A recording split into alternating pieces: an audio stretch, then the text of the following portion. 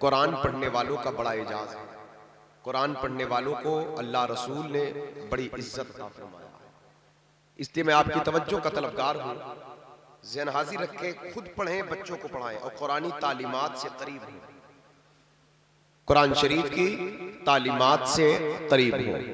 अल्लाह ने फरमाया ज़ालिकल किताबु ला रैब फीह, ये वो किताब है जिसमें किसी किस्म की शक की गुंजाइश नहीं।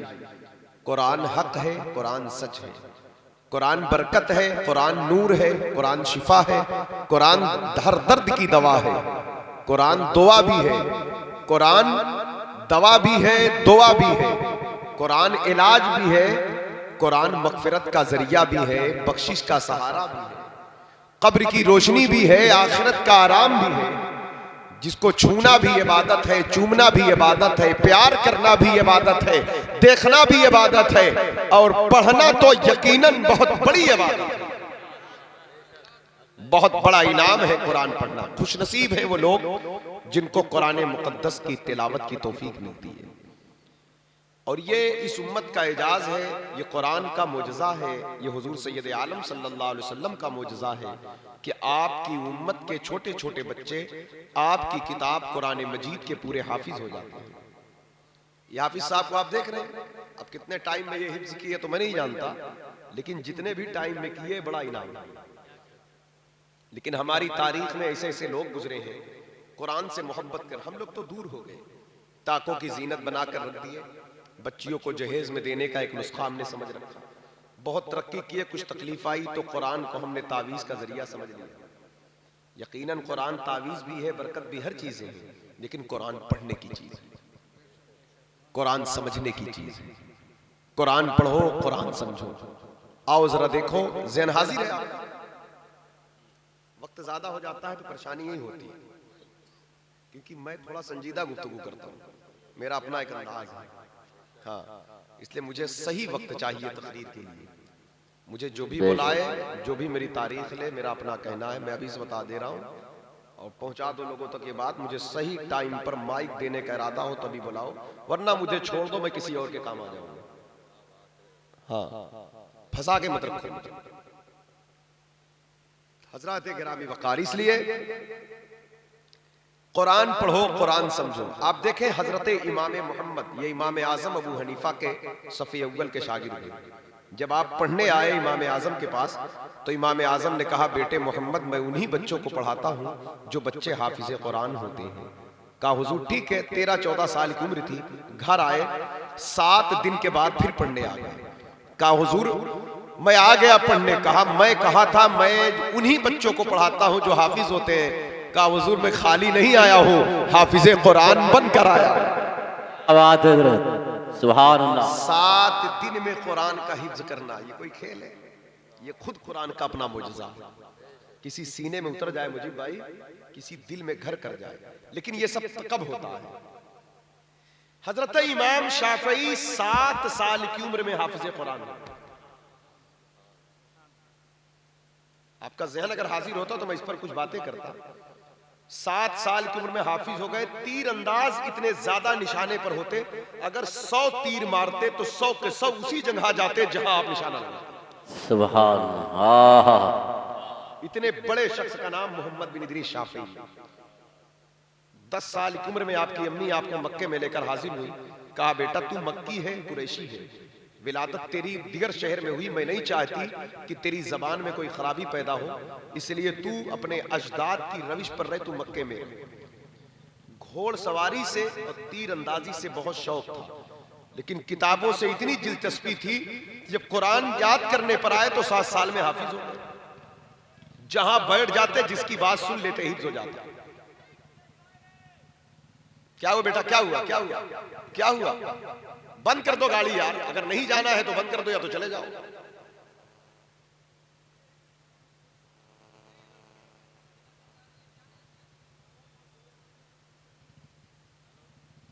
भाई बुलेट है, हम लोग को देख रहे हैं, मालूम है आप बुलेट पर हैं,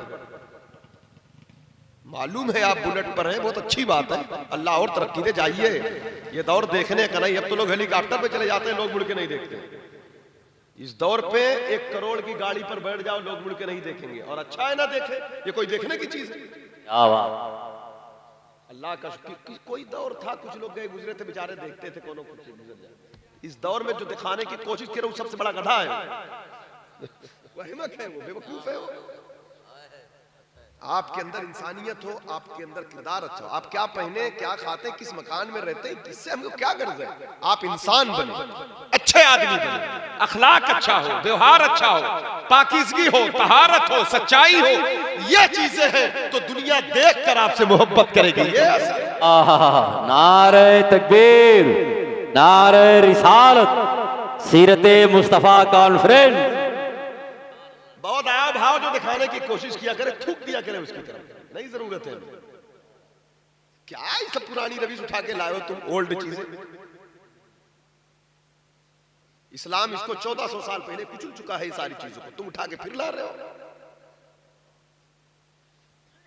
हाँ, आपकी जरूरत की चीजें आप इस्तेमाल करें, उसमें ऐसे ऐसी आवाज ना उठाओ कि लोग हमें देखें। बुलेट वाले को देखें ऐसे उसको अटते हैं जैसे उसमें गोली चलती है। हाँ, लोगों की नींद खराब होती है, लोग डर जाते हैं, बच्चे सहम जाते हैं। सब क्या तमाशा, जाहिलियत ही है।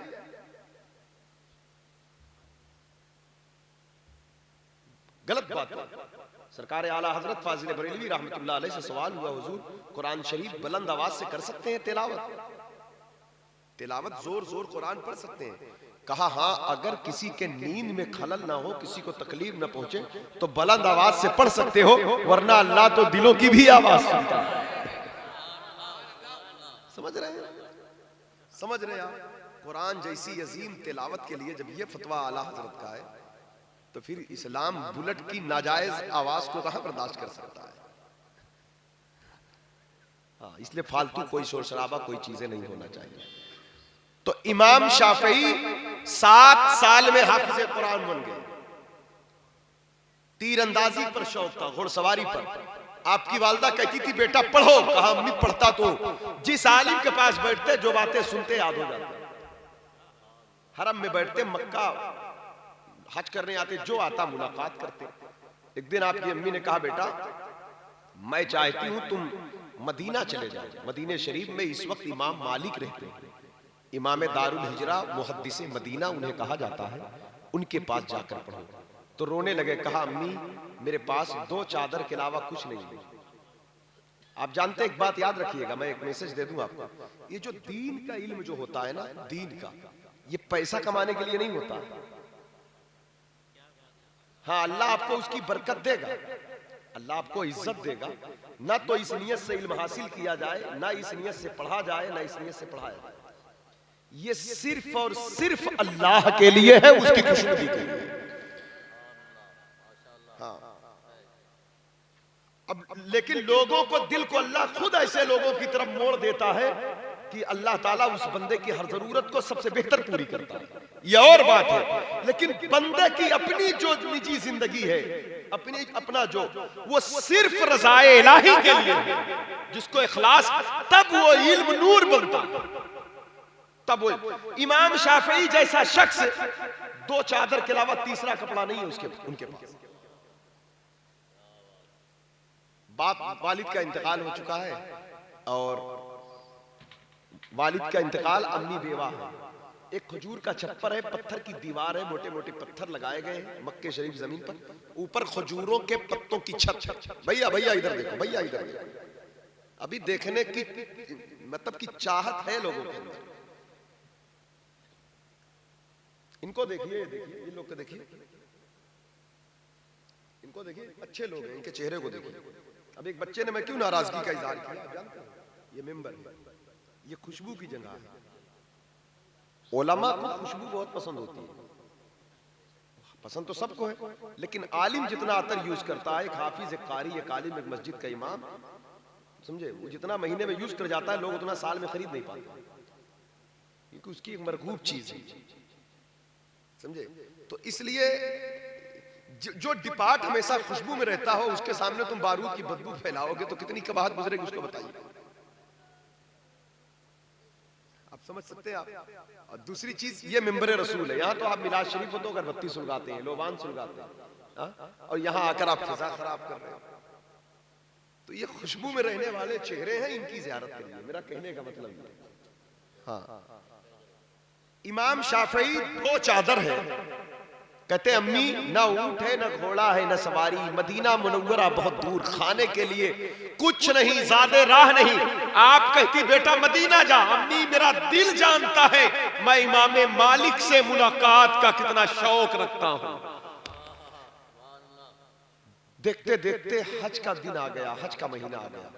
मक्के में पूरी दुनिया के लोग दाखिल हो रहे थे, मदीने से, यमन से, शाम से, बसरा से, इराक से, बगदाद से। इमाम शाफी कहते हैं अम्मी मैं भी हज को जा रहा हूं। कहा बेटा चलो, तो वही चादर पहने थे, नियत किया इहराम पहनकर हरम से मीना जाने की, लब्बैक अल्लाहुम्मा लब्बैक की सदा बुलंद करते हुए आप हज के लिए जब निकले तो रास्ते में कहते हैं अम्मी जान मदीने के बहुत सारे हाजी आए हैं, उम्मीद है कि इमाम मालिक भी आए होंगे, उम्मीद है कि इमाम मालिक भी आए होंगे। कहा नहीं बेटा वो नहीं आएंगे। कहा अम्मी ये क्यों? कहा हज जिंदगी में एक बार फर्ज है, उन्होंने अदा कर लिया है, अब वो मदीना नहीं छोड़ना चाहते, मदीने के बाहर नहीं निकलना चाहते, बेटे उनसे मिलने के लिए मदीना जाना पड़ेगा। इधर आ जाओ आप लोग, इधर आ जाओ, बहुत नींद में ना बैठो, ऐसे आओ कुछ बोलो, आ जाओ बेटा, आ जाओ आ जाओ, ये कुर्सी पे पूरी करो, आ जाओ आ जाओ आ जाओ, हम आ जाए कुर्सी लेके, हम आ जाए, ये कुर्सी है, ये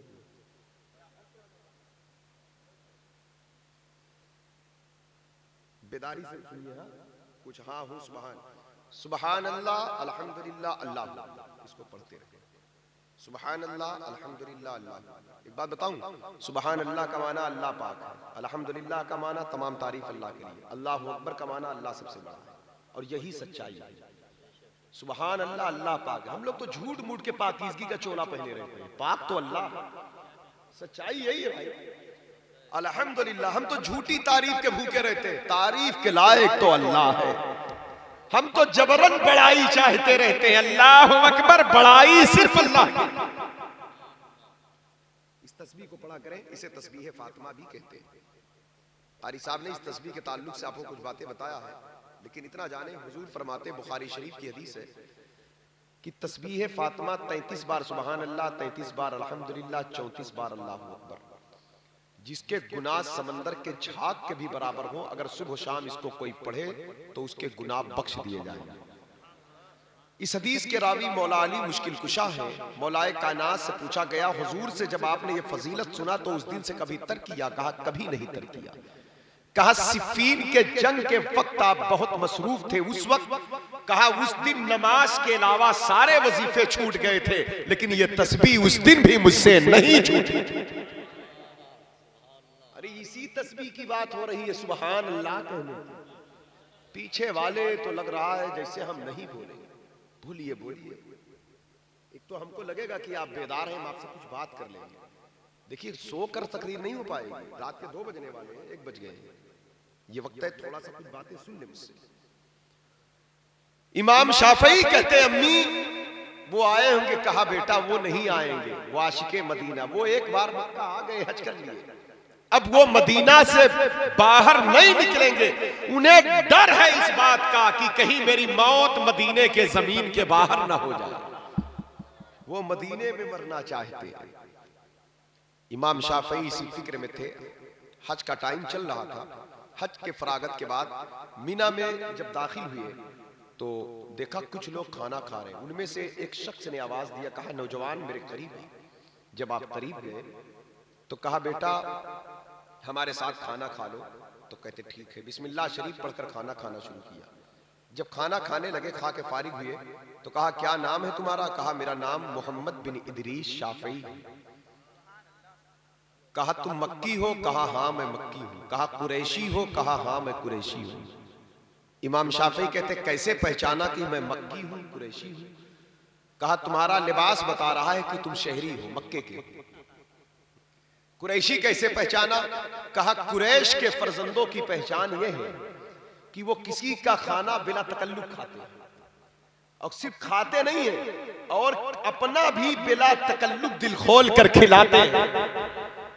तो तुम्हारा खाने का अंदाज बता रहा है कि कोई शर्म नहीं, बिला तकल्लुफ खा रहे। जैसे मेहमान तकल्लुफ करता है ना, कुरैश की पहचान ये है।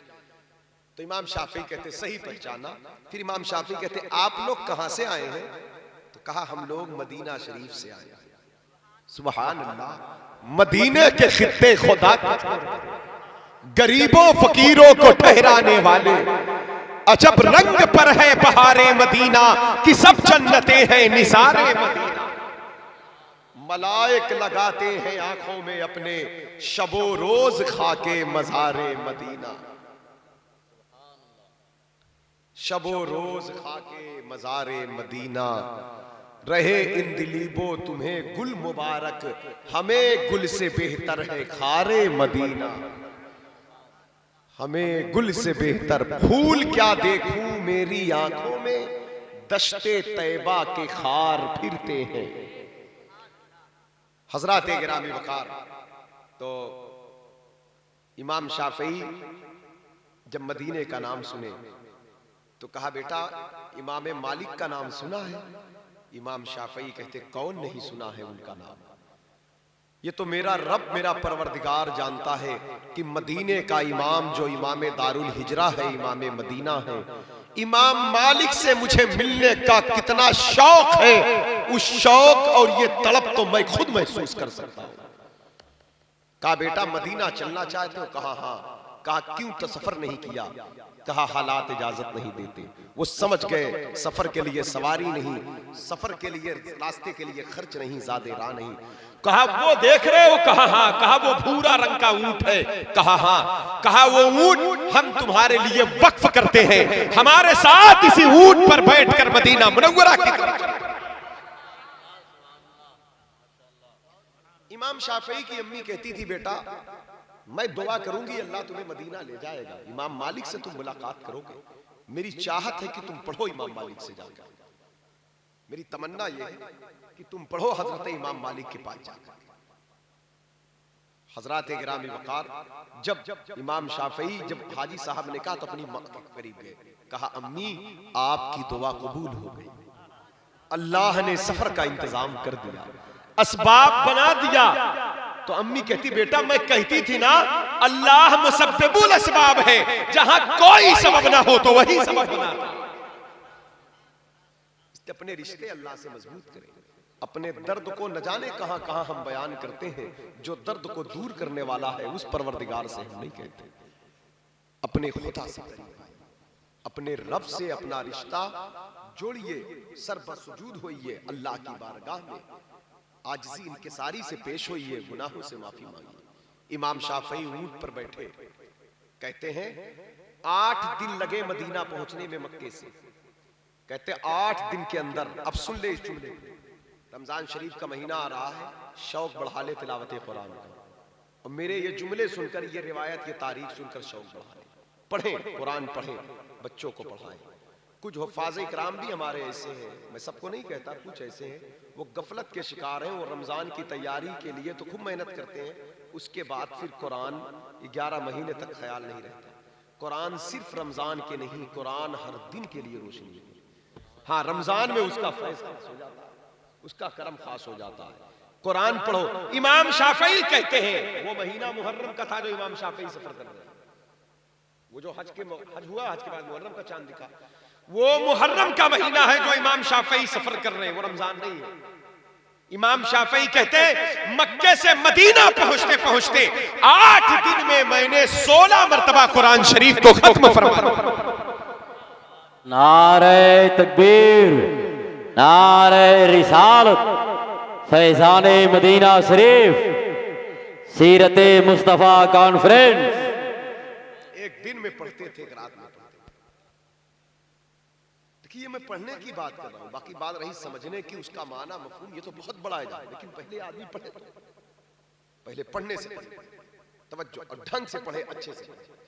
और जरा देखें कुरान ने एक बात कहा है, ज़ालिकल किताबु ला रैब फीह, ये वो किताब है जिसमें कोई शक नहीं।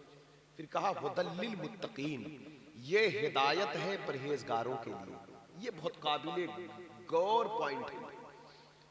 एक जगह कहा हुदल लिन्नास, ये तमाम लोगों के लिए हिदायत है, काफिर मुशरिक सब के लिए। कुरान से जो हिदायत हासिल करेगा अल्लाह देगा। लेकिन फिर कहा हुदल्लिल मुत्तकीन, इसका जो खास फैज है, खास रोशनी है, इसका जो मखसूस नूर है, वो सिर्फ परहेजगार के सीने में दाखिल होगा। ऐसा नहीं कि कोई हराम खाकर सोचे हम कुरान से बरकत ले लें, तो उसकी खाम ख्याली है।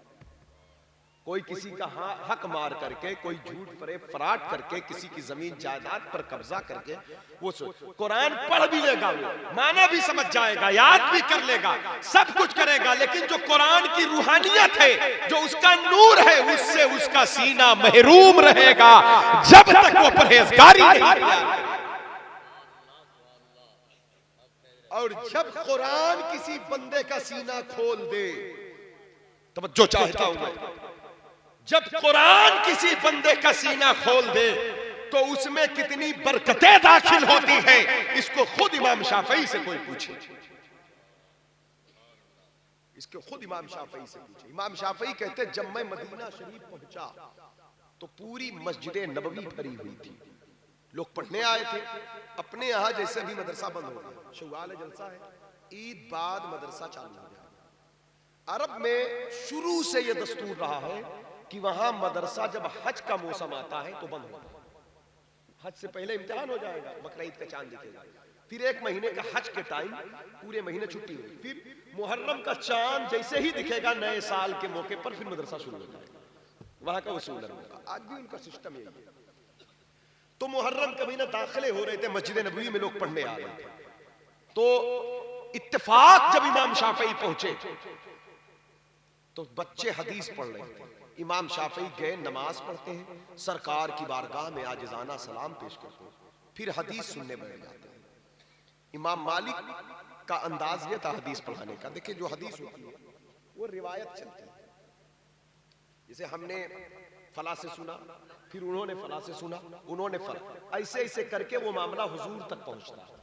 जो भी हदीस की किताबें ना, उसमें रावी होते हैं, कहीं 4 लोग होते हैं रावियात में, कहीं 3 हैं, कहीं 2 हैं। तो इस तरह हदीस की जो पहली किताब किताबी शक्ल में आई, जो हुजूर की हदीसों को जो किताबी शक्ल में जमा किया गया, वो हजरत इमाम मालिक की मुअत्ता है।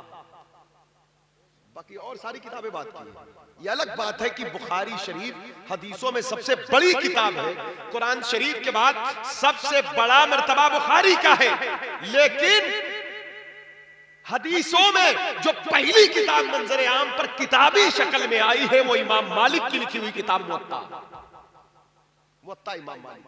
और इमाम मालिक के पढ़ाने का अंदाज क्या था? कहते हैं मैंने, क्योंकि आपका जमाना हुजूर के जमाने से बिल्कुल करीब है, आप खुद भी ताबई हैं, तबे ताबई है, आपके उस्ताद ताबई थे। हुजूर से जो मुलाकात करे वो सहाबी होता है हालत ईमान में, सहाबी से जो मुलाकात करे वो ताबई होता है, ताबई से जो मिले वो तबे ताबई होता है। इमाम मालिक मुहद्दिस मदीना, आशिक मदीना था। आप जब हदीस बयान करते तो कहते मैंने हदीस सुना अपने उस्ताद इमाम नाफे से, उन्होंने हदीस सुना सहाबी रसूल हजरत उमर फारूक आजम के बेटे हजरत अब्दुल्ला से, और हजरत अब्दुल्ला ने हदीस सुना, ये नहीं कहते रसूलुल्लाह सल्लल्लाहु अलैहि वसल्लम से, बल्कि कब्र मुनव्वर की तरफ इशारा करके कहते हैं, सामने हुजूर के कब्र पाक के पास बैठे, ये अंदाज बड़ा निराला था। कहते हैं अब्दुल्ला बिन उमर ने हदीस सुना, इस कब्र मुनव्वर में आराम फरमाने वाले आका से, दाता से, कायनात। सुभान अल्लाह, नारे तकबीर, नारे रिसालत, फैजाने मदीना शरीफ, खलीफा हुजूर गुलजारे मिल्लत। इमाम शाफई कहते हैं, इमाम मालिक कहते हैं हदीसें तो और लोगों से भी सुना था उन्होंने, कहते ये जो अंदाज था उनका हुजूर की मज़ार मुक़द्दस की तरफ, ऐसा इशारा कि हुजूर के कदमों में बैठ करके गोया इमाम मालिक ये बता रहे थे लोगों को कि तू जिंदा है वल्लाह, तू जिंदा है वल्लाह, मेरे चश्मे आलम से छुप जाना।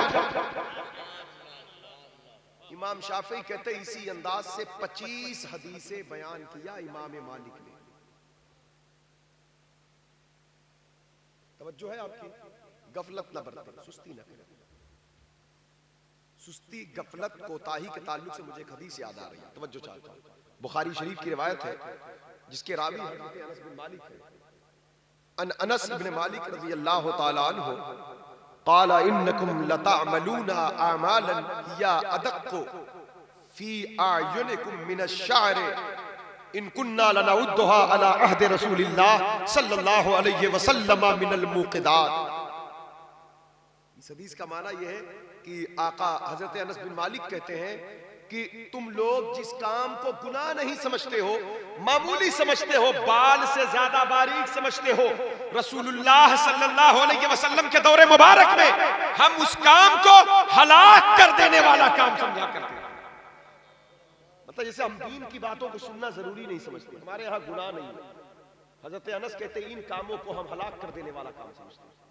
हम किसी की कानाफूसी को गुनाह नहीं समझते, हम किसी की बात गीबत, किसी की इज्जत जिल्लत को रुसवा करना हम गुनाह नहीं समझते। कहते जिन कामों को तुम गुनाह समझते नहीं हो, हुजूर के दौर में हम उसे हलाकत वाला काम समझा करते थे।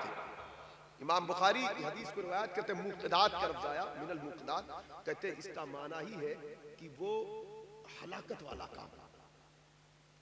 तो लिहाजा दिल जमाई के साथ कोई बात सुने, बातें हो रही, आला हजरत फरमाते हैं कि वाज और नसीहत के वक्त बेला जरूरत इधर उधर हिलना डुलना, उठना बैठना, तवज्जो इधर उधर मबजूल कराना, ये जायज नहीं है। जितना दिल के साथ खुशू खुजू ज़हन की हाजिरी के साथ लोग अपनी बातों को, अपने दीन की बातों को सुनेंगे, उतनी बातें याद आएंगी, फिर उस पर हम अमल भी करेंगे और उसके बाद लोगों को बताएंगे भी जरूरत पड़ने पर। अपना काम तो सब कर लेते हैं, हुजूर का काम कोई करे? अपनी कारोबार की तरक्की के लिए तो लोग दुबई लंदन तक चले जाते हैं, दीन की तरक्की के लिए कभी कोई एक आध कदम उठा ले कि कुछ दीन की बातें बता दे। एक हदीस आई, एक बार दुरूद पढ़ो तो 10 10 इससे दर्जात बुलंद करेगा, 10 गुनाह मिटा देगा और अल्लाह तबारक व तआला 10 हिस्से दर्जात उसके बुलंद फरमाएगा, उस पर 10 रहमतें नाजिल करेगा। एक हदीस आई, अपना काम तो सब कर, ये काम खाली जमीन भाई मुजीब भाई का, मौलाना का, मौलाना शादाब साहब, नौशाद साहब का नहीं, ये काम कभी आप भी कर ले, ये हुजूर का काम है। पड़ोस के किसी बच्चे को पकड़कर बता दे हुजूर की बात।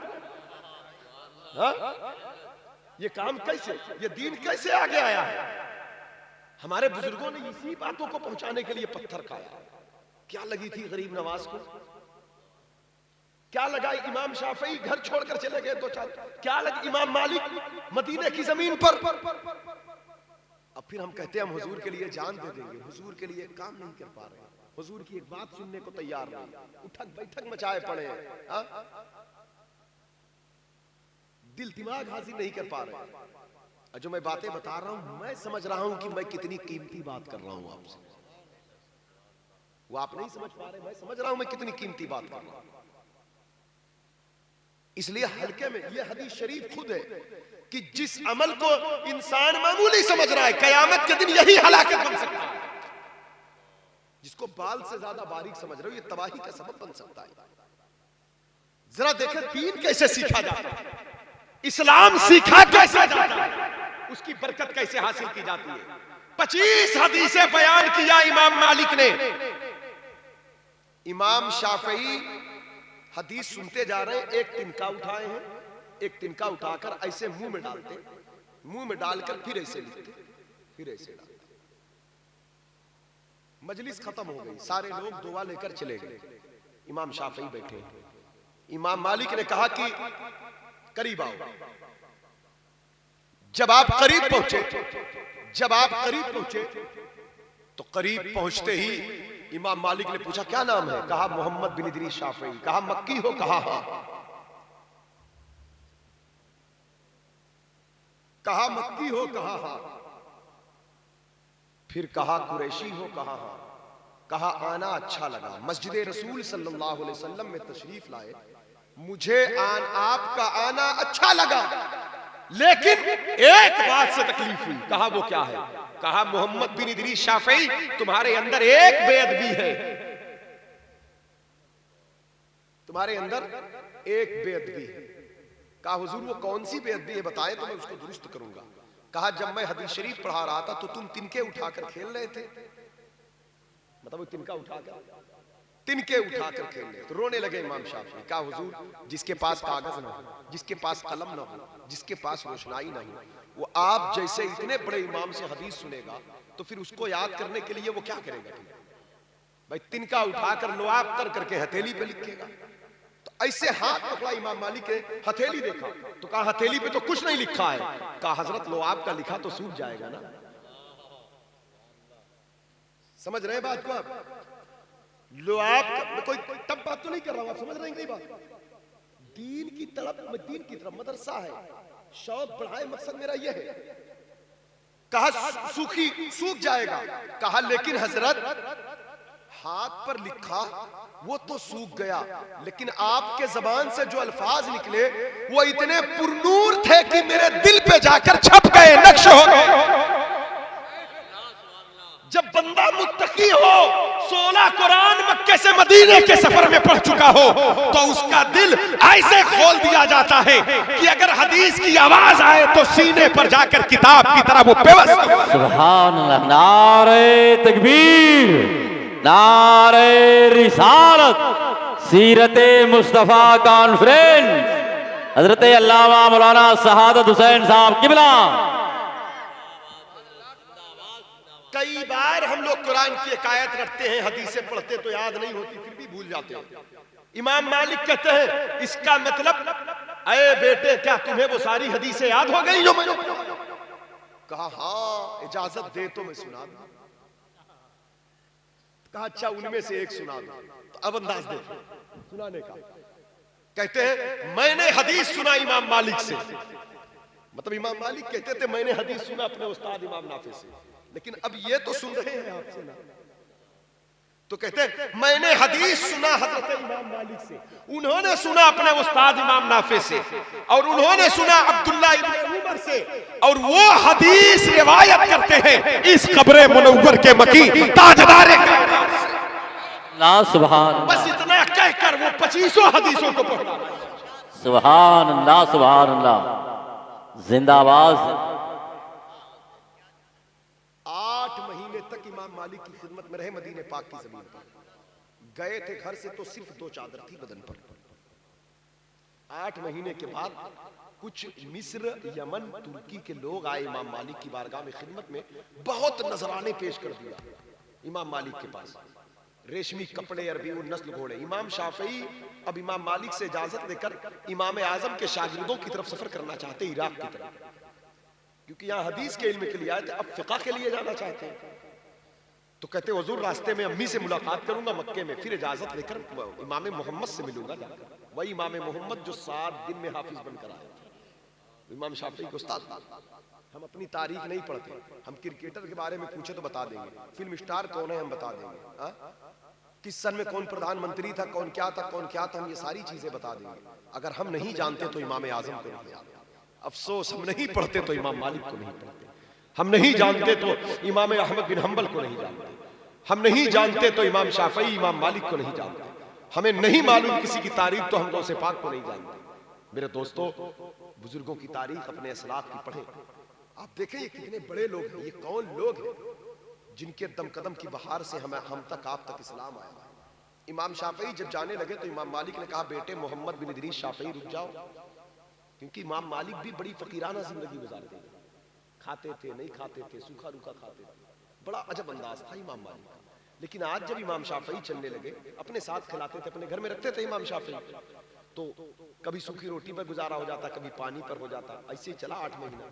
आज जब आने लगे तो बहुत कपड़े, अरबी नस्ल घोड़े, बहुत पैसे दिया।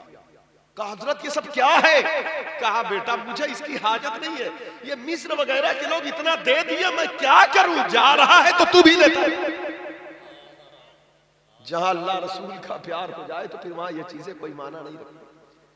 आज दुनिया जो दिखाकर हमें खरीदना चाहती है, अगर हम इन बुजुर्गों के राह के मुसाफिर बन जाएं तो फिर ये चीज हमारे कदमों में रहेगी। हाँ, असला हमारा कल्ब अल्लाह रसूल से मोहब्बत करने की जगह है। इमाम शाफई जब मदीने से चले हैं, तवज्जो भैया, इमाम शाफई जब मदीने से चले तो ऐसे दोनों हाथ से गरीबों में लुटाते चले हमारे। मक्के से मदीने से मक्के तक जो भी पैदल जाता हुआ आदमी मिला है उसे घोड़ा दे दिया, रेशमी कपड़े। यहां तक इतना खर्च करने के बाद जब आप मक्के में फिर दाखिल हुए 8 महीने के बाद, जब फिर दाखिल हुए तो आपकी वालदा इमाम शाफई के इस्तकबाल के लिए आई थी, बगल में आपकी खाला थी। जब देखती इमाम शाफई घोड़े लेकर आ रहे, बहुत गट्ठर लेकर आ रहे, ये तो 2 चादर में तरह गए थे। मां के चेहरे का रंग बदल गया देखकर, हाँ बदल गया रंग। जब करीब गए तो कहते अम्मी, तो तवज्जो नहीं दे रही। खाला से कहते खाला अम्मी मेरी वालदा नाराज क्यों है? तो कहा बेटा नाराज होने वाला तू काम किया है। अम्मी तुझे इमाम मालिक के यहाँ हदीस पढ़ने भेजी थी, ये घोड़े ऊंट ये गट्ठर लाने थोड़ी भेजी थी। मकसद इल्म फौत ना हो, सीखे इमाम शाफी से। कहा ये लाने थोड़ी भेजी थी। तो कहते अम्मी जान मैं ये लाने गया भी नहीं था, मैं हदीस ही लेकर आया हूं। कहा बेटा फिर ये क्या है? कहा हमारे उस्ताद इमाम मालिक के यहाँ लोगों ने इतने नजराने दे दिया कि पूरे मदीने में लुटाने के बाद इतना बचा, तो उन्होंने मुझे दे दिया। अब मैं इसे संभाल कर नहीं ला रहा हूं, मदीने से लुटाते आ रहा हूं, पहुंचते पहुंचते इतना बच गया कि मैं क्या करूं। नारे तकबीर, नारे रिसालत, मसलके आला हजरत फैजाने मदीना शरीफ। कुरान ने क्या दुआ बताया हमें? रब्बना आतिना फिद दुनिया हसनतम व फिल आखिरति हसनतम व क़िना अज़ाबन्नार।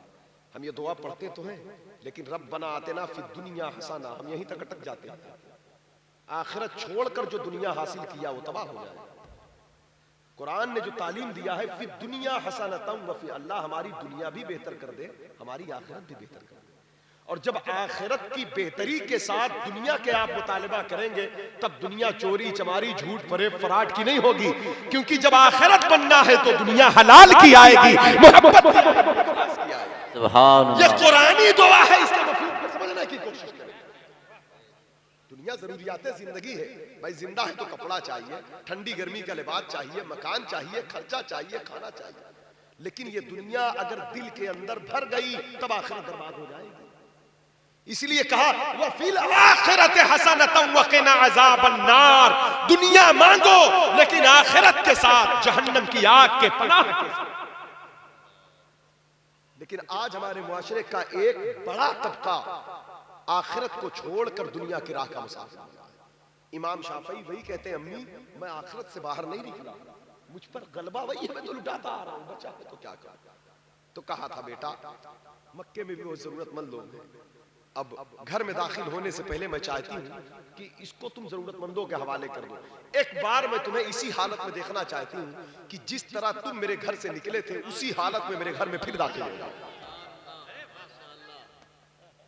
जैसे इमाम शाफई उसी हालत में दाखिल हुए तो माँ ने इसे हाथ पकड़ा, कहा ऐ मेरे परवरदिगार, मैंने अपने बेटे को तेरी राह में वक्फ कर दिया है और ये जिस हाल में निकला था उसी हाल में दाखिल हुआ है। मकसद सिर्फ तेरे दीन का फरोग है, तेरे हबीब के इल्म को जमाने में रोशन करना है, फैलाना है। गैब से आवाज आई है खातून वो दिन दूर नहीं कि जब तेरा बेटा इसी मक्के में खड़ा होगा, हज का मौका होगा, लाखों हाजियों की भीड़ होगी और वो काबे के गिलाफ को पकड़कर आवाज देगा, आए लोगों जो चाहो मुझसे पूछ लो, मैं कुरान की रोशनी में उसका जवाब अता फरमा। नारे तकबीर, नारे रिसालत, मसलके आला हजरत, सुभान। आखिर दुनिया ने देखा एक दिन इमाम शाफई खड़े हो गए। क्या बात। जब कुरान कल्ब कुशादा करे, कुरान बहुत बड़ी किताब है, अल्लाह का कलाम है, लेकिन मसला यही है कि कुरान तो पढ़ने वाले हैं लेकिन कुरान के साथ तकवा वाले नहीं मिल रहे, जिसे रोशनी देता है कुरान। यही वजह है कुरान सब ने पढ़ा लेकिन आला हजरत सब न बन सके। कुरान सब ने पढ़ा, मुफ्ती आजम सब ना बन सके। कुरान सब ने पढ़ा, सदरुल शरिया सब ना बन सके। कुरान सब ने पढ़ा, मुजाहिदे मिल्लत हर बंदा ना बना। कुरान सब पढ़े, हाफिजे मिल्लत हर शख्स ना बन सका। कुरान तो हर दौर में पढ़ा जाता रहा लेकिन ताजुश शरिया कोई नहीं। नारे रिसालत खानवादे आला हजरत फैजाने गौसे आजम सुभान। तो पता चला अगर तकवा के साथ कुरान का इल्म आए या तिलावत हो तो कुरान अपने तिलावत करने वाले को अंधेरे में नहीं छोड़ता, उसे ताजुश शरिया बना देता है, हाफिज मिल्लत बना देता है मुजाहिद। इसलिए हम ना तो ताजुश शरिया है ना हाफिज में, हम तो उनके दर के गदा गुलाम हैं, लेकिन उनकी जिंदगी के रास्ते हमारे सामने हैं। तो इसलिए हमें भी तकवा की राह का मुसाफिर होना है, हमें अल्लाह से डरना है, हक की राह का, दीन के तलबगार होना है। हजरात गिरामी एक और पॉइंट समाप्त फरमाएं, तकवा किसे कहते हैं? हदीस शरीफ में है अत्तकवा हा होना, तकवा दिल के अंदर होता है। तकवा परहेजगारी का नाम है, तकवा परहेजगारी का नाम है। जाहिरी तकवा यह है कि इंसान अपने जाहिर को शरीयत के मुताबिक करे, बातिनी तकवा यह है अपने ख्यालात को पाक करे, अपनी सोच को, तबीयत को, दिल को बुग़्ज़, हसद, कीना से पाक करे। बुरे ख्यालात पैदा हो तो अल्लाह से पनाह तलब करे, ऐ अल्लाह हम तेरी पनाह चाहते शैतान, क्योंकि सब शैतान की तरफ से। तब कल्ब कुशादा होता है, नस्लों में नूर आता है, हाँ ईमान की हलावत बढ़ती है, कुरान का फैजान बढ़ता है, ऐसा नूर बढ़ता है, फिर ऐसी इज्जत देता है कुरान। आप जरा देखें इसकी बरकतें, ये हाफिज कुरान अल्लाह तकवा का नूर खुद दे दे, कुरानी फैजान और कुरान का इल्म अता करे। कुरान कहाँ, इल्म कैसे कैसे दाखिल होता है? सूफिया कहते हैं, बुजुर्गों ने कहा इल्म का कयाम दिल में होता है, सीने का हिस्सा है, लेकिन ये दाखिल मुंह से होता है, जबान से और आंख से और कान से। मतलब जबान से मतलब पढ़ने से, आंख से मतलब देखने से, कान से मतलब सुनने से।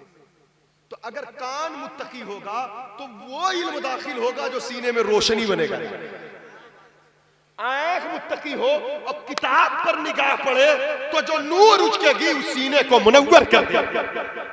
जबान मुत्तकी हो तो यकीन जाने फिर सीना ऐसा कुशादा होगा। यही तो आला हजरत कह रहे हैं ना, अब कान, आंख, जबान जब सब मुत्तकी हो गए, अब तीन रास्ते हैं दिल के अंदर रोशनी दाखिल होने के। तो इमाम कहते हैं चमक तुझसे पाते हैं सब पाने वाले, मेरा दिल भी चमका दे, चमकाने वाले। सुभान। तो अब आंख से मोबाइल की स्क्रीन गंदी मत करो, बेहया गंदी फोटो हम ये नहीं कहते मोबाइल न रखो, हाँ जिसकी जरूरत नहीं वो ना रखे। बच्चियों को मोबाइल न दें, हालात बड़े खराब, बचाएं अपने घर को, बचाएं बच्चों को, बचाएं। शैतान हर शख्स के साथ लगा। जिन बच्चियों को मोबाइल की क्या जरूरत है, बच्चियों को, बेटियों को, बहनों को, हाँ वो शादीशुदा है, अगर उनको जरूरत है, बच्चे हैं तो और बात है। बाकी नॉर्मल बच्चियां हमारी जो पढ़ने जा रही स्कूलों में, तो उनको क्या हाजत है इसकी? अगर उनको कोई जरूरत है, किसी से बात करना है, तो घर में भाई का मोबाइल है, अब्बू का है, किसी का है, तो उससे उनकी जरूरत पूरी हो सकती है। इसका ख्याल रखना। छोटे बच्चों को मोबाइल न दें, जो बच्चे पढ़ने वाले, हाँ उनको जरूरत है जो, तो अलग बात है। और मोबाइल जो लोग यूज भी करते, वक्त की जरूरत, हमारे पास भी भाई जरूरत है इस दौर की, नहीं काम चलता, हर चीज जरूरी है, लेकिन मोबाइल को उतना ही यूज करें जितनी जरूरत है, फालतू उसमें वक्त बर्बाद मत करें, ताकि ये आंखें परहेजगार रहें। आंख को बेहया बनाने वाली इस दौर में जो सबसे बड़ी चीज है मोबाइल है। हाँ, जबान को झूठ गीबत से रोक ले, कान को किसी की बुराई गीबत सुनने से रोक ले, ये बड़ा तकवा है ये। अब इसकी तैयारी तो हम नहीं करते सीखने की, लेकिन आप जरा देखें तकवा कैसा होता है, बस एक झलक देख लें कि कूफा की सरजमीन थी, पहुंचने वाला एक बच्चा इमाम आजम के पास पहुंचा और जाकर कहता, हजरत अगर नाबालिग बच्चा ईशा की रात का वक्त, नाबालिग बच्चा ईशा की नमाज अव्वल वक्त में पढ़े और फिर उसी रात वो बालिग हो जाए तो नमाज उसको दोबारा पढ़ना पड़ेगा या पहले वाली काफी हो जाए? सवाल समझे, जैसे ईशा का वक्त 7:30 बजे अजान हो रहा है, 7:15 के आसपास में मगरिब का वक्त खत्म हो रहा है, ईशा का वक्त शुरू हो जा रहा है अपने इलाहाबाद के अपने। अब ये तलुए फजर तक है, तकरीबन 5 बजे 5:15 बजे तक टाइम है ईशा का। अब इस बीच में अभी भी ईशा की नमाज जो ना पढ़ा हो पढ़े तो अदा होगी, अभी 1:30 बजे। अब 8 बजे कोई नाबालिग बच्चा नमाज पढ़ लिया, 12 बजे रात वो बालिग हो गया, और नाबालिग पर फर्ज नहीं थी नमाज, बालिग पर फर्ज। पहले जो पढ़ा तो फर्ज नहीं थी, अभी वक्त है बालिग हो गया फर्ज हो गई, तो वो पहले वाली काफी होगी या दोबारा पढ़ना पड़ेगा? सवाल है। इमाम सवाल समझ गया, उम्मीद है समझ गए होंगे। और इस्लाम में जो बालिग होने की उम्र है शरई एतबार से वो 12 साल के बाद है, 13, 14, 15, समझे? और जब ये सवाल किया उस बच्चे ने तो इमाम आजम ने निगाह उठाया। इमाम आजम अबू हनीफा वो इमाम है जिन्होंने 100 मरतबा अल्लाह पाक को ख्वाब में देखा। हम लोग के इमाम जिनके हम मुक़ल्लिद हैं, इमामुल मुस्लिमीन कहा जाता है। बगदाद शरीफ में अल्लाह करम करे सब लोग बगदाद जाएं, सबको बुलाएं, गौसे पाक बुलाएं, इमाम आजम बुलाएं, सबके लिए दरवाजा खुले, मशाइख बगदाद जाएं। मैं जाता हूं तो मुझे ये रिवायत बार बार याद आ जाती है कि ये वही जगह है। इमाम आजम ने अपने विसाल के वक्त कहा था कि मेरी टूटी हुई चटाई पर मैंने अपनी जिंदगी में इसी मकाम पर बैठ करके 7000 मरतबा कुरान शरीफ खत्म किया। ये मैं बहुत मुहतात रिवायत बोल रहा हूं, वरना बाज किताबों में 70,000 लिखा हुआ है। वो इमाम आजम अबू हनीफा जिन्होंने 100 बार, जिनके 4000 उस्ताद थे, जिनके परहेजगारी का आलम यह था कि धूप में चल रहे थे, लोगों ने कहा हजरत दीवार के साये में चलिए, यहाँ साया है, जनाजे में आप शिरकत किए थे। आपने कहा नहीं, मकान का मालिक मेरा कर्जदार है और जो कर्जदार है उसकी किसी चीज से नफा लेना मेरे नजदीक सूद का काम करेगा, इसलिए मैं ये काम नहीं कर सकता। अब तो लोग जिसको कर्जा दे देते हैं उससे खूब फायदा लेते हैं, है ना, उससे खूब फायदा लेते हैं कि मतलब उसको। लेकिन इमाम आजम और जब किसी को कर्ज देते, जब देखते कि बेचारा परेशान है नहीं दे पाएगा तो उसको माफ कर देते, उसको चचा बाद में बात कर लीजिए, उसको माफ कर देते, समझे? एक दिन एक यहूदी आपके को देखकर रास्ता बदल दिया। लोगों से पूछा क्यों बदल दिया? कहा हजरत वो शायद इसलिए बदल दिया कि आपका मकरूज है, वो सोचा होगा आप तगादा करने आ रहे, पैसा लेने। उसके घर गए, दरवाजा खड़ा है, दरवाजे से बाहर निकला तो कहा हुजूर अरे आप आ गए, मैं आपसे वादा किया मैं आपका पैसा। कहा नहीं, परेशान ना हो, मेरी वजह से तुझे शर्मिंदगी उठाना पड़े ये अबू हनीफा को गंवारा नहीं है, जा मैंने सारा कर्ज माफ कर दिया, अब तू मुझे देखकर रास्ता मत बदलना। आपके इस अखलाक को देखकर वो मुसलमान हुए, आपके इस अखलाक को। बकरी का गोश्त खाने के बड़े शौकीन थे आप, बकरी के गोश्त। ये बातें मैं इसलिए बता रहा हूं ताकि हम जागे बेदार। बकरी के गोश्त खाने के बड़े शौकीन थे। लेकिन एक दिन पता चला कि कूफा के शहर में बाजार में बकरी चोरी हो गई। तो आप बकरी चरवाहे को बुलाते हैं, कहते बताओ बकरी का गोश्त, बकरी कितना दिन तक जिंदा रहती है? तो लोगों ने कहा हजरत 7 साल। कहा तजुर्बाकार आदमी बताए? कहा हाँ, ज्यादा से ज्यादा बकरी की उम्र 7 साल जिंदा रहती है पैदा होने के बाद। अरब में जो वहां दस्तूर था, 7 साल तक इमाम आजम ने बकरी का गोश्त इस डर से नहीं खाया कहीं वो चोरी वाली कट के मेरे घर ना आ जाए।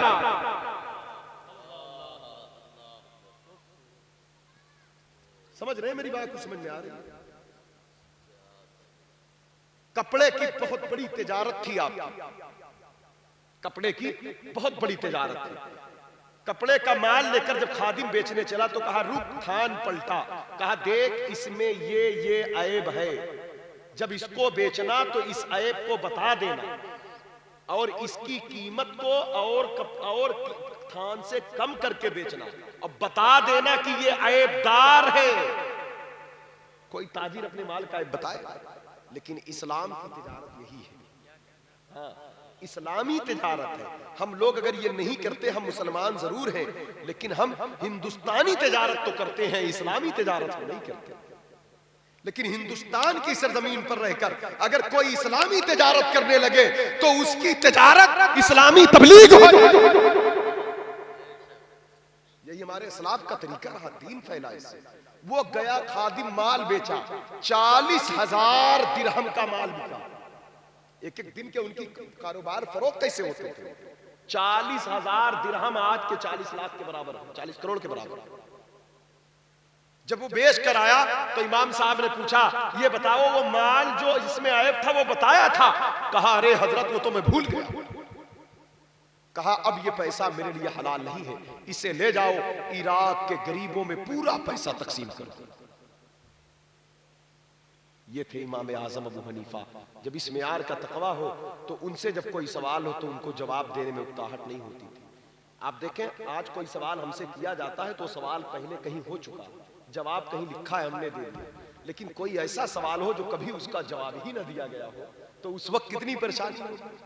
पहला सवाल था नाबालिग बच्चा इशा की नमाज अव्वल वक्त में पढ़ चुका हो और वो आधी रात के बाद बालिग हो जाए तो नमाज दोबारा पढ़ना पड़ेगा या पहले वाली काफी है। इसे निगाह उठाया, चेहरा देखकर कहा बेटे नमाज दोबारा पढ़ना पड़ेगा। वो बच्चा भी मस्जिद के कोने में जाकर कहता है अल्लाह अकबर। मतलब दीन सिर्फ सीख कर दूसरे पर थोपने के लिए नहीं है, मसला जान कर पहले अमल में लाने के लिए होता है। ये सवाल खुद उसी नौजवान के लिए था। ये कौन नौजवान था? ये वही नौजवान है जिसको दुनिया इमाम मोहम्मद कहती है, जो 7 दिन में हाफिज़े कुरान। सुभान अल्लाह, सुभान अल्लाह। नमाज से फारिग होने के बाद फिर आकर बैठ गए। कहते हजरत हदीसे पाक में है बच्चे 7 साल के हों तो नमाज पढ़ने का हुक्म दो, 10 साल के हो जाएं तो मारकर नमाज पढ़ाओ।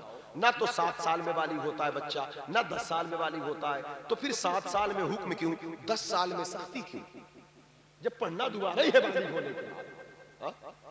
तब इमाम आजम जवाब देते, कहते बेटा बात दरअसल ये है, एक बच्चे की अगर मजहबी तालीम की मजहबी तरबियत हो मजहबी एतबार से तो 7 साल में बड़ों के सफ में वो खड़े होकर नमाज पढ़ने के लायक हो जाएगा, बड़ों के सफ में नमाज पढ़ने के लायक हो जाएगा। और इसलिए कहा 7 साल में हुक्म दे दो, 10 साल में सख्ती इसलिए हो जाए कि 10 साल के बाद जो उम्र आ रही है, जो उम्र आ रही 10 साल के बाद जो उम्र आ रही है, 2-3 साल बाद वो बालिग होने वाली उम्र है, बालिग होने वाली। तो कहा ये इस्लामी निजाम है, हुजूर की आंखों की ठंडक ये है, मदीने वाले मुस्तफा चाहते ये है कि मेरी उम्मत के हर बच्चों को 7 साल में नमाज का हुक्म दे दो, 10 साल के हुक्म में उम्र में सख्ती कर दो, क्योंकि गुंबदे खजरा के मकी हुजूर ये चाहते हैं कि मेरी उम्मत का हर बच्चा जवान बाद में हो, परहेजगार पहले हो जाए, बालिग बाद में हो, नमाजी पहले हो। ये पाकीज़गी, ये तकवा, ये तहारत कौन सिखा रहा है? ये इस्लाम सिखा रहा है। आज हम सजदों से दूर नमाज, कुरान की तिलावतों का असर हमारे ऊपर नहीं है। उसकी पढ़ते तो पढ़ते नहीं, पढ़ भी लेते तो उसका फैज नहीं ले पाते। इसे कुरान पढ़ें, कुरान पढ़ने वालों से करीब होइए। कुरान कयामत के दिन शफाअत करेगा अपने तिलावत करने वालों, अपने चाहने वालों की शफाअत करेगा। कुरान नूर है। मदीने की बाजार में एक गुलाम बिका है जिसको कोई पूछने वाला नहीं था, लेकिन वही गुलाम मक्का आया है गुलाम बनकर, हुजूर के कदमों में आकर मुसलमान हो गया, जिसे दुनिया हजरत सालिम कहती है। और जब आप हिजरत के बाद मदीना मुनव्वरा में दाखिल हुए, पहली हिजरत हजरत अबू बकर हुजूर के साथ है, दूसरी हिजरत हजरत उमर फारूक आजम जिनके साथ सालिम गुलाम जा रहा है। जब सालिम पहुंचे, सालिम हुजूर के दर पर रहकर कुरान सीखते थे, कुरान पढ़ना सीखते थे, कुरान की तालीम हासिल करते थे, आवाज अच्छी थी, तिलावत बढ़िया करते थे। मस्जिद कुबा में पहुंचे तो हुजूर मदीना जा चुके थे, नमाज का वक्त हुआ, जनाबे उमर से पूछा गया नमाज आप पढ़ाएं। आपने कहा सालिम जैसा कारी जब मौजूद हो तो उमर आगे नहीं जाएगा, सालिम आगे जाएगा। जैसे ही सालिम पहुंचे मुसल्ले पर, मदीने के यहूदी चीख पड़े कि चंद साल पहले ये सालिम जो 3 दिन तक एक गुलाम बनकर मदीने की मंडी में बिकता रहा, कोई इसकी कीमत देने वाला नहीं था, इसकी कोई इज्जत नहीं थी, 3 दिन तक इसके मालिक ने इसको जमीन पर टेका लगाने नहीं दिया था, 3 दिन तक ये जंजीरों में जकड़ा था। जिस मदीने की जमीन पर कुछ साल पहले ये जंजीरों में जकड़ा हुआ गुलाम था, आज मुसलमानों का ये इमाम कैसे बन गया है? उमर जैसा अरबी नस्ल शख्स इस गुलाम के पीछे कैसे खड़ा है? नमाज से फारिग होने के बाद हजरत उमर फारूक आजम ने चेहरा किया, कहा मदीने के यहूदियों, दुनिया जिसे गिराती है हम उसे उठाते हैं। तुमने सालिम को गिराया था, मेरे कुरान ने सालिम को उठाया है। ये सालिम की जो इज्जत है, ये कुरान ने सालिम को इज्जत अता की। मदीने के यहूदियों ने कहा था कि जिसको कोई ना उठाए वो मुसलमानों के पास चला जाए, वो कुरान की तालीम हासिल कर ले। आज 1400 साल हो गए, आज भी मुसलमानों का निजाम नहीं, कौन कितना अमीर है, कितनी जमीन है, कितने जायदाद है, कितने खेत हैं, कितने खलियान हैं, किस नसब किस हसब का है, किस गांव किस शहर का है, कोई मतलब नहीं। नमाज का टाइम होगा, कोई मुकीम इमाम नहीं होगा तो वही आगे जाएगा, भले पेवन लगे हो कपड़े में, कुछ ना हो, कुरान अच्छा पढ़ता है तो चलो हाफिज जी नमाज पढ़ाओ, चलो।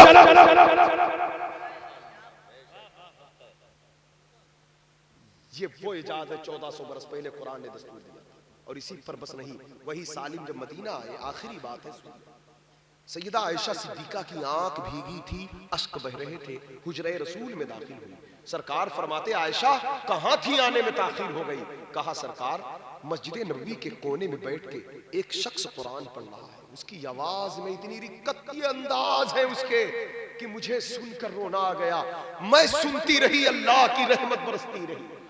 कुरान कह रहा है ना, वइज़ा क़ुरिअल कुरान फस्तमिऊ लहू वअनसितू लअल्लकुम तुरहमून। ऐ लोगों, जब कुरान पढ़ा जाए तुम खामोशी से सुना करो ताकि अल्लाह तुम पर रहम फरमाए। तो जलसों में तिलावत होती, लोग पुकार करते रहते हैं। अब तो तिलावत के वक्त कोई कुरान सुनने नहीं बैठता, अब तो अजान के वक्त खामोशी ख्याल लोग नहीं कर रहे। मेरे दोस्तों, बदले अपने मिजाज को, ताज़ीम व तकरीम करें, इज्जत करें। हमारे मशाइख, हमारे बुजुर्ग, हमारे सरकार मुजाहिद मिल्लत हुजूर मुफ्ती आज़मीन, अगर इनका हाथ ऐसे होता था गिलास के पानी, अगर कुरान की तिलावत की आवाज आ जाए तो ऐसे ही रुके रह जाता था जब तक तिलावत होती। क्योंकि रब का वादा है, गौर से सुकून से सुनोगे तो तुम पर रहम किया जाएगा।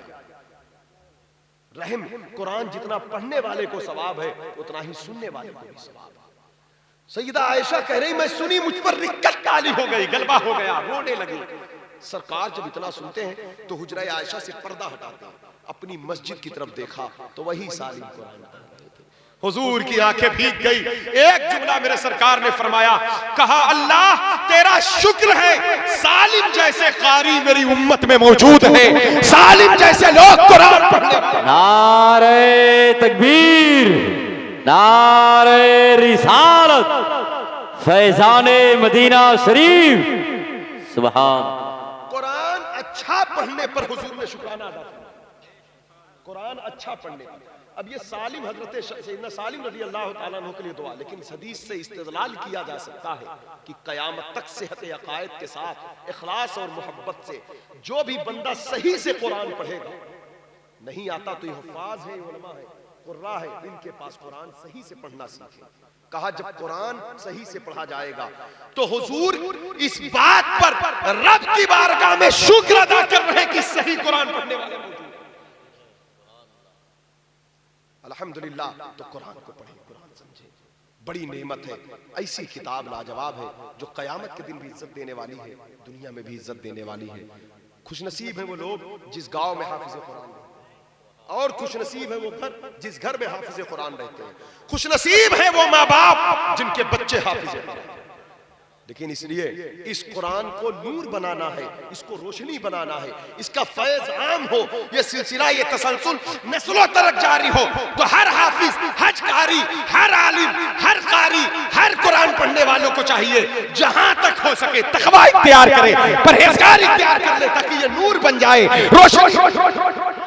और आप भी जो कुरान पढ़ते कोशिश करें, तकवा इख्तियार करें, ताकि जो भी तिलावत करे वो रोशनी बनकर सीने में समा जाए, वो आखिरत का ज़ख़ीरा बन जाए, वो आखिरत के लिए नूर बन जाए। तो लिहाजा इसलिए अल्लाह ताला हम सबको कुरान पढ़ने की, समझने की, पढ़ाने की तौफीक दे।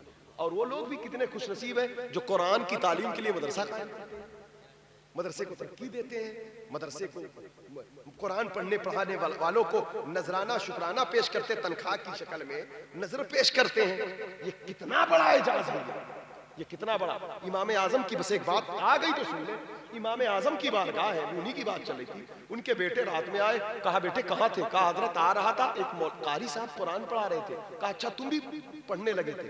कहा हजरत मैं खड़ा था, उन्होंने बुलाकर मुझे भी पढ़ाया। कहा क्या पढ़ाया कारी साहब ने? कहा सूरे फातिहा पढ़ाया।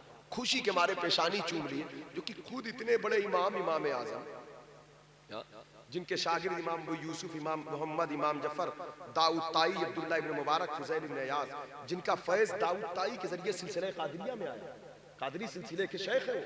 फुज़ैल इब्न इयाज़ के जरिए सिलसिले चिश्तिया में आए, सब इमाम आजम के शागिर्द हैं। हजरत ग्रामी वकार जिनकी बारगाह में इमाम शाफी जो काबा शरीफ के गिलाफ को पकड़ कर कह रहे हैं कि मतलब जो चाहो कुरान की रोशनी में जवाब दूंगा, वही जब बगदाद पहुंच रहे हैं तो इमाम आजम के मुसल्ले के करीब जाकर के नमाज पढ़ रहे हैं, 2 रकात दुआ करते हैं। लोगों ने कहा क्या वजह है, आप शाफी होकर हनफी तरीके पर नमाज पढ़ते हैं? कहा कि यहाँ पर हया आती है इमाम आजम की बाजार के करीब अपना तरीका इख्तियार करने में, यहाँ उनकी इताअत करता हूँ। और फिर कहते लोगों जिसकी दुआ कहीं ना कबूल हो, इमाम आजम के मजार पे आकर वो करीब मस्जिद में 2 रकात नमाज पढ़कर जो दुआ करेगा कबूल हो जाएगी। कहते हैं बहुत मेहनत के बाद जो मसले हल नहीं होते, इमाम आजम की मस्जिद में आकर सजदा करता हूं, पूरा सीना खुल जाता है, पूरे ये वो बंदा कह रहा है जो काबा का गिलाफ पकड़ के कहता है जो चाहो मुझसे पूछो। अंदाजा करें, वो इमाम आजम 1 पैसे की थैली उठाए और भागे कारी साहब के घर की तरफ। कारी साहब देख के इमाम आजम आ रहे हैं तो बेचारे खुदे दौड़े आ रहे हैं, इतने बड़े इमाम, इतने बड़े इमाम। तो कहा नहीं कारी साहब रुकिए रुकिए, फिर कहा इसको कबूल फरमा लें, ये थोड़ा सा तोहफा है। तो देखा तो 1000 चांदी के सिक्के उसमें। कहा हजरत ये क्या मैंने किया क्या है? कहा शुक्र है अल्लाह का, आपकी करम नवाजी, आपने मेरे बेटे को सूरह फातिहा पढ़ाया है। कहा हजरत मैंने कौन सा बड़ा काम किया है, आप तो इतनी मोटी मोटी किताबें पढ़ा रहे हैं हर बेटे को। तो कहा अरे मैं पढ़ा रहा हूं वो मेरा काम है, लेकिन मेरा भी कुछ फर्ज बनता है। आप कह रहे हैं कौन सा बड़ा काम किया है? जो मेरे बेटे को आपने सूरह फातिहा पढ़ाया है, ना तो मैं इसकी कीमत दे पाऊंगा ना आप ले पाएंगे, ये तो तोहफा है, शुक्राना है। इतना ही था मेरे पास इस वक्त, और होता तो और देता, बाकी रही सूरह फातिहा की कीमत की, तो ये कीमत तो कयामत के दिन सिर्फ अल्लाह अता फरमाएगा। सुभान अल्लाह, सुभान। ये मत समझना कि जो आप नजराना शुक्राना देते हैं मुदर्रिसीन को, तलबा को, ये उसकी कीमत है ना, इसकी कीमत दुनिया की कोई चीज नहीं हो सकती।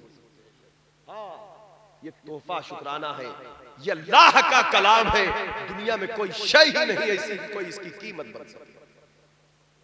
इसकी कीमत बरोज़े क़यामत अल्लाह जैसे चाहेगा, जिसके तकवा का मियार जितना होगा, जिसके पढ़ने पढ़ाने में अखलास जितना होगा, अल्लाह अपनी शान के मुताबिक उसे अता।